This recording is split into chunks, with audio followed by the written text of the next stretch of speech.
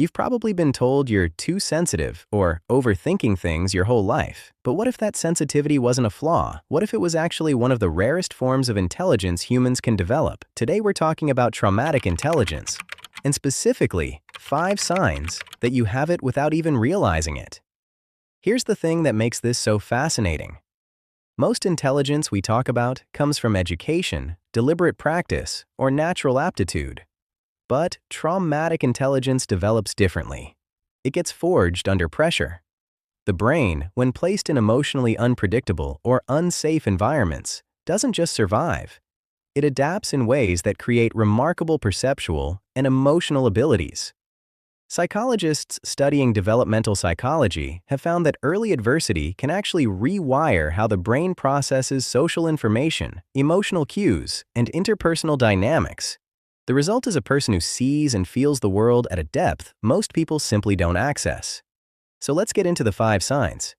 And I want you to actually pay attention here, because if several of these resonate with you, it changes how you should think about yourself going forward. Sign number 1.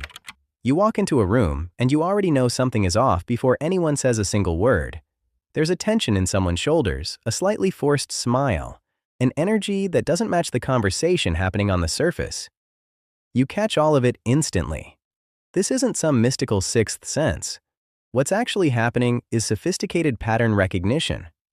Your brain was trained early to scan environments for emotional information because at some point, doing that genuinely mattered for your sense of safety. The amygdala, which is your brain's threat detection center, became highly calibrated to pick up signals that most nervous systems simply aren't tuned to notice. Sign number 2.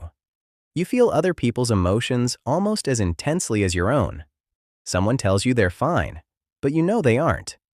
You sense the shift in a friend's mood before they've even processed it themselves. Researchers call this hyperempathy, and it develops when someone spends years tracking the emotional states of people around them very closely.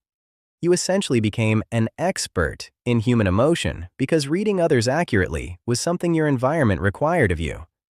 That's not weakness. That is a deeply refined cognitive skill. Sign number 3. You become unusually calm and strategic when everything around you is falling apart. While others freeze or panic, something in you clicks into problem-solving mode. Your thinking actually sharpens under pressure instead of collapsing.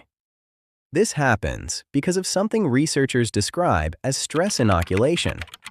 When your baseline included high-stakes emotional situations regularly, your nervous system developed a tolerance and even a competency for navigating chaos.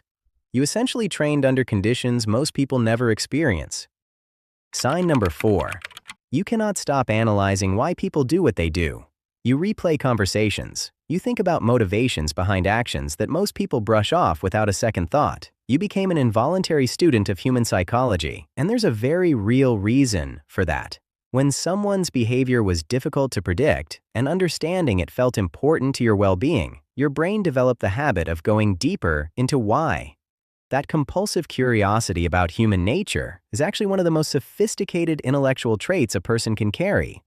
Sign number 5. You carry a quiet sense that your life has weight and meaning, even through difficulty. People with traumatic intelligence rarely move through life casually.